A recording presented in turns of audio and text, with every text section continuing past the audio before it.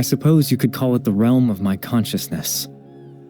I'm someone who no longer exists in the real world after all, as you well know.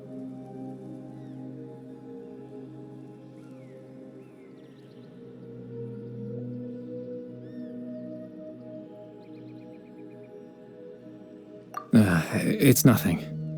I still have enough strength to play the part of a good host. I've always hoped that I'd get the chance to talk to you like this, and now, the time has finally arrived.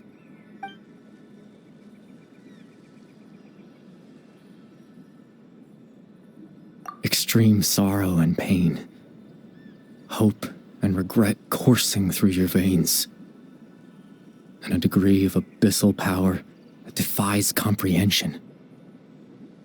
Father told me that once I possessed all those elements, I would become the loom of fate, but despite his intentions for me, I never truly became the loom of fate.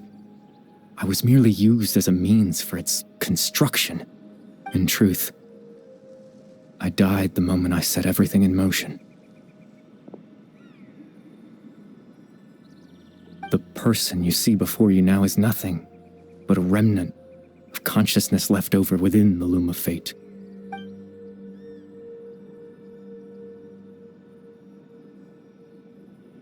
As for your question, the loom of fate is a device capable of weaving ley lines.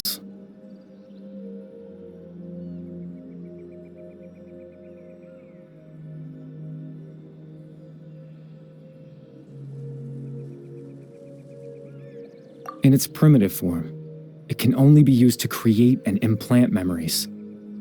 But as more of it is completed, its power becomes stronger and stronger, until finally, it has the power to weave real ley lines of its own. Once fully completed, the moment it gains the power to weave ley lines, it loses the lower level ability to influence memories. But it also becomes a tool that can change the entire world.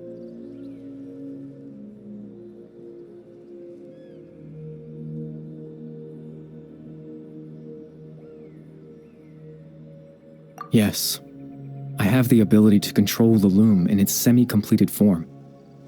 I suppose you can think of it as a form of compensation. After all, its existence cost me my life.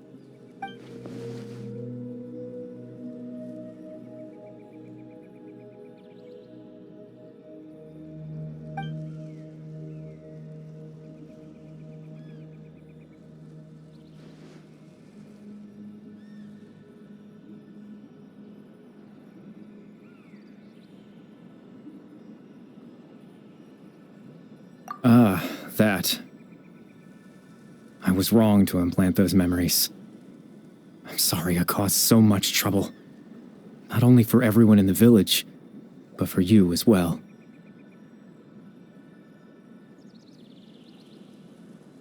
I just wanted them to feel like I once existed in this world. As if I had a chance at life.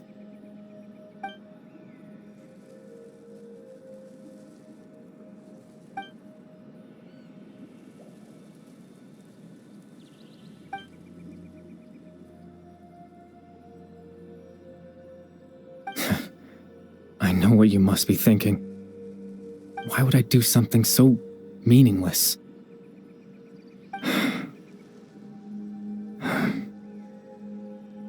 But I just couldn't accept it. I had to know what it would be like if I had my own life. What kind of person I would be. What other people would think of me.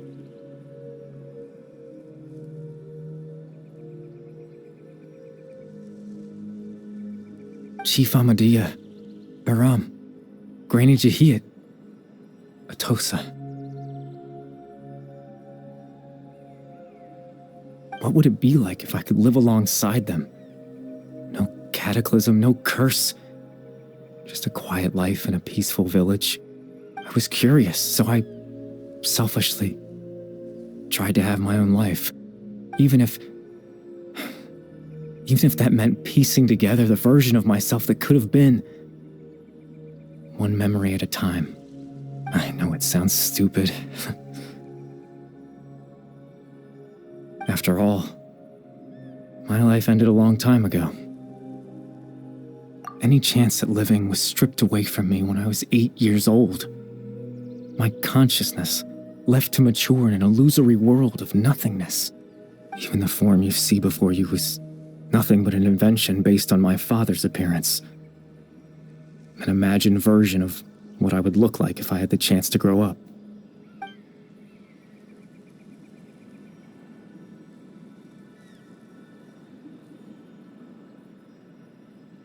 I know. But there's nothing I can do to make them find me. If I could exist in the real world, I would return without a second thought and surprise them with the suddenness of it all.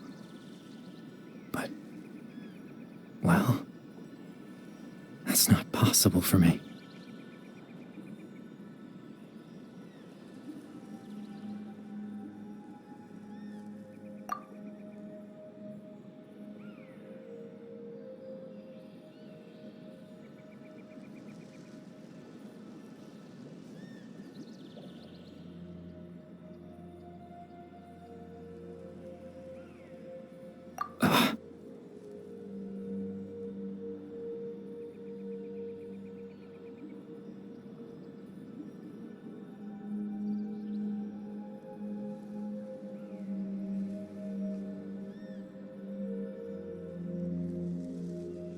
I know.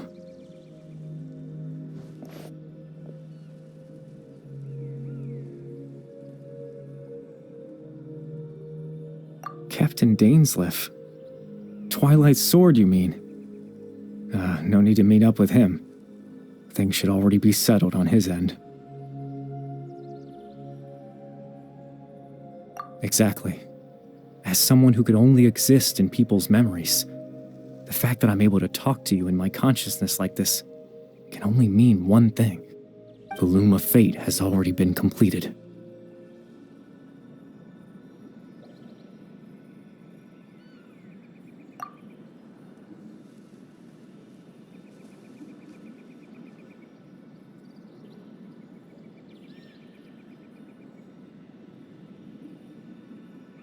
No need to worry about Captain Dainsleif. He's absolutely fine.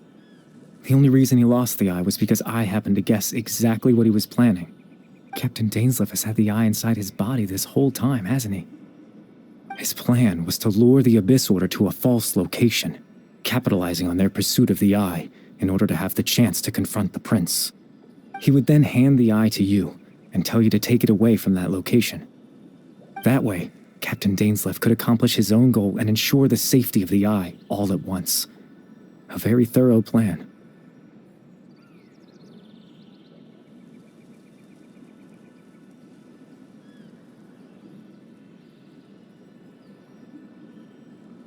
That's right, because in his mind, he had given it to you already.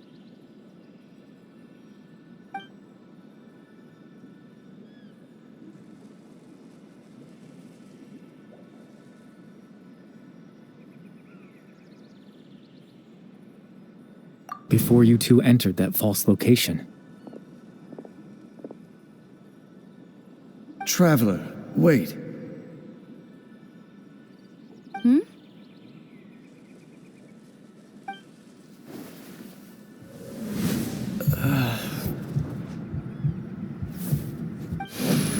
We've no time to lose. Let's head inside.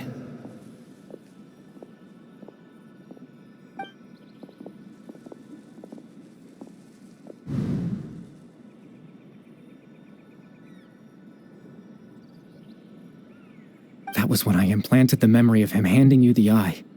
Given the tense situation at that time, Captain Dainsleif failed to notice anything out of the ordinary, and took that memory to be real.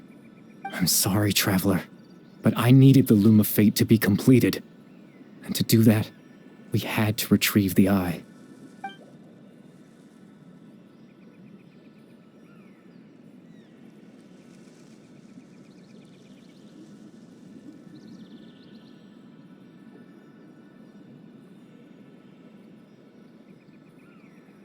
I promise I'm not trying to conceal anything from you, but I truly have no idea what the prince is planning. Tevat's ley line system is deeply entrenched in the planet. Creating new ley lines can neither replace nor extend the ones that already exist. In the face of everything they could be planning, I fear I'm too insignificant to even get a glimpse of the bigger picture. In any case, I had my own use for the Loom of Fate, and my goal, at least, has been achieved.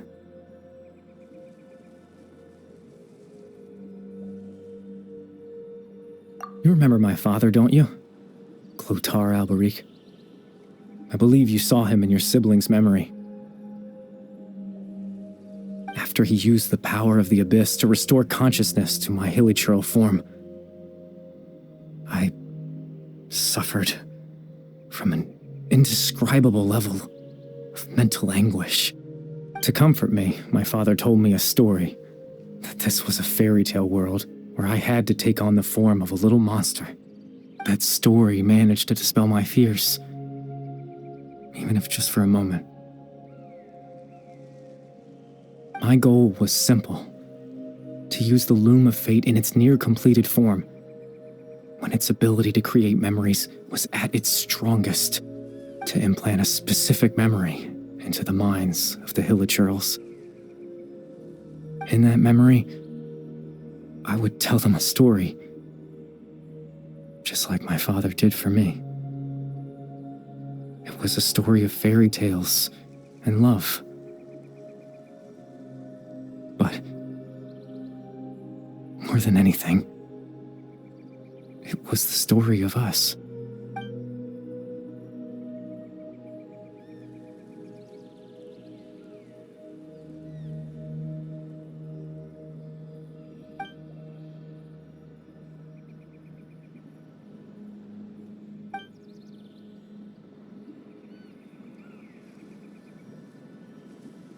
I can't change the world. Not when I lost the very right to exist within it.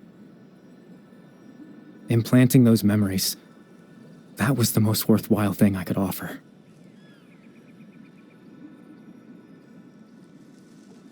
All that's left of my existence is a wisp of residual consciousness tied to the Loom of Fate. In truth, that trace of my consciousness should have dissipated long ago. My goal was the one thing that allowed me to hold on all this time. But now, the bedtime story is finished. And it's finally time to rest.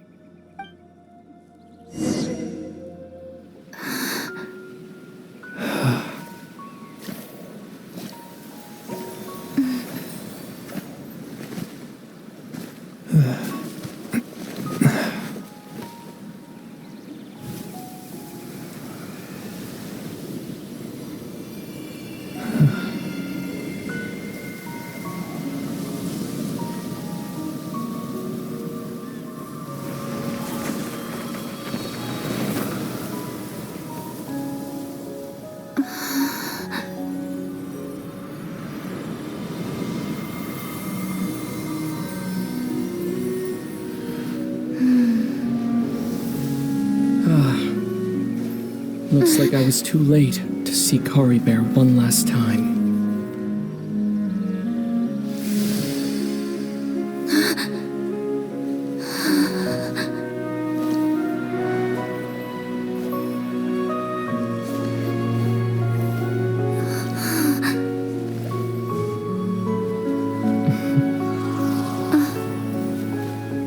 Caribert's consciousness is gone, and this space will soon disappear along with it. Neither of us belongs here. That's why we're not tangible. Were that not the case, I'd love to hug you too. Well, how about a conversation?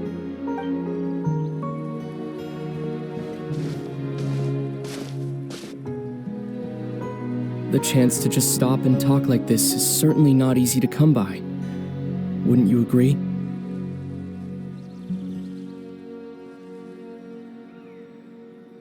That battle earlier was tough. The one against Dane, I mean.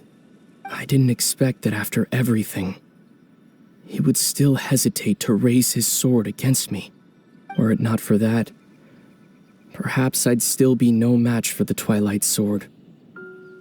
Even after 500 years.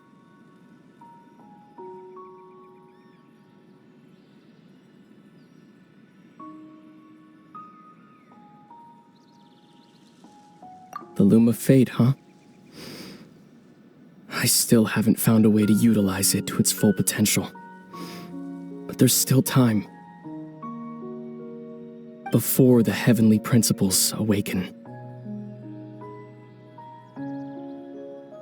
Yes, for 500 years now, ever since the cataclysm in Conria, there's been no sign of activity. Not long ago, you witnessed the Hydro Archon destroy her divine throne. Yes, such a flagrant disregard for the rules, and still Celestia took no action. I suppose that's proof enough of the heavenly principles situation. However, the heavenly principles will awaken. We just don't know when that will be, or what might trigger it. You could say that. Just look at Caribert. He was so pure and single-minded. The space we now find ourselves is a perfect representation of who he was. Quiet and peaceful. Even as a hilly churl, seeing the terrible sight within the mirror wasn't enough to taint his spirit. He brought comfort to the people of this world, even though he was denied the very right to be a part of it. So ask yourself this. Who was it that deprived him of that right to exist? Of course, that's only one example. My feelings about the heavenly principles are too complicated to explain in just a few words.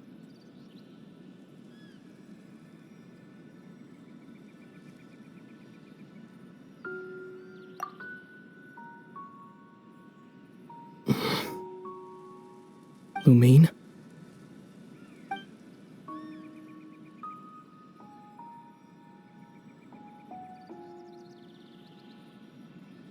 You're the only one in this world who calls me that. There's so much I wanted to ask you. But for some reason, I'm not interested in asking those questions right now. There's just one thing I have to ask. One thing I could never understand. Why? Why can't we continue our journey together?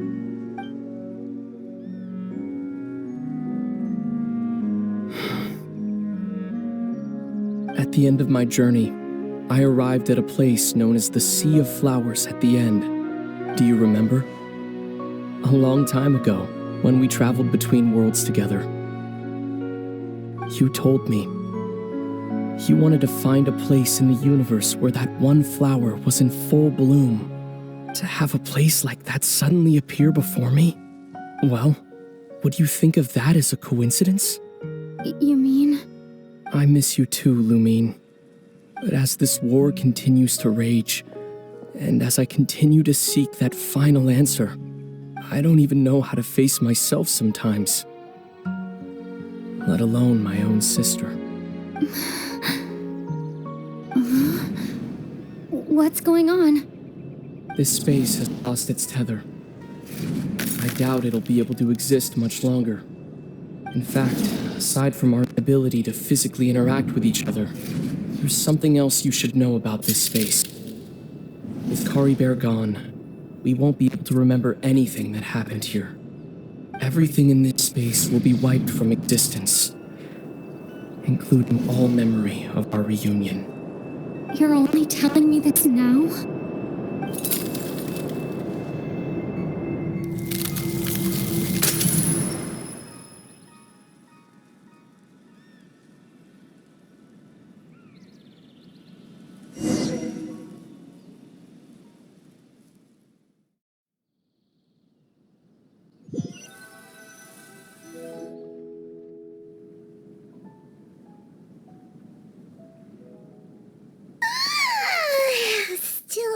sleepy.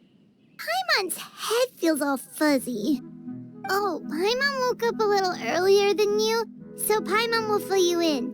The villagers said that they saw us sleeping near the village yesterday. They couldn't wake us up no matter how hard they tried, so they decided to just bring us back here.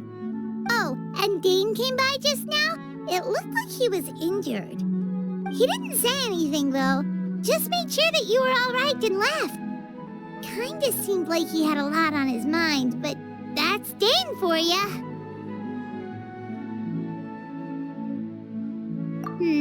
Let's think for a second. We were in that memory, and we saw that guy you called Caribert. He was the missing villager that we've been trying to find, right? And after that, Paimon doesn't remember what happened. Wait, really? What a score!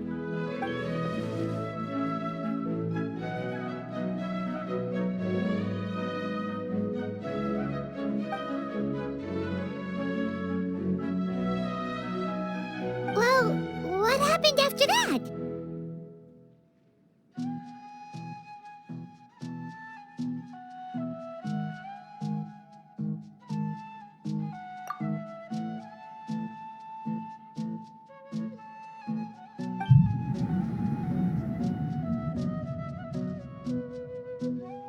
Ah, there you are. Sleep well? Bayram, you sure seem happy. Did something good happen? Something good? Oh, wasn't anything good or bad, I'd say. It's just that, well, the village organized another search party yesterday. It didn't feel right to leave all the searching to the adventurers. So there we were, searching away, when suddenly this one guy said it all came back to him. According to him, one day around dusk, he was passing by this one tree outside the village, and he saw our missing villager. There he was, sleeping under that tree all by himself. His parents came a little later to wake him up, and they all left together. They looked like quite a happy family, apparently. And after that, well, we all started to feel like that really is what happened. Kind of strange that we forgot all about it for so long.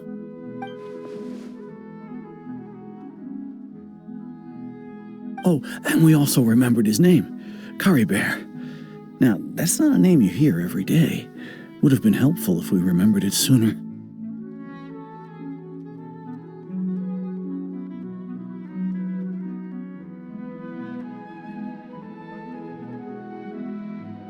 Well, I hope he's happy wherever he is, and we're all relieved now that we know what happened. Seems like everyone thinks Caribert left the village. That's probably for the best. At least they have some sort of explanation now.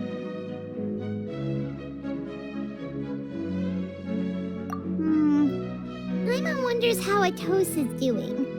Maybe we should go check on her. If she hasn't remembered like everyone else, we can tell her what happened. Paimon didn't see her in the village just now, so she's probably at the tree. Come on, let's go talk to her.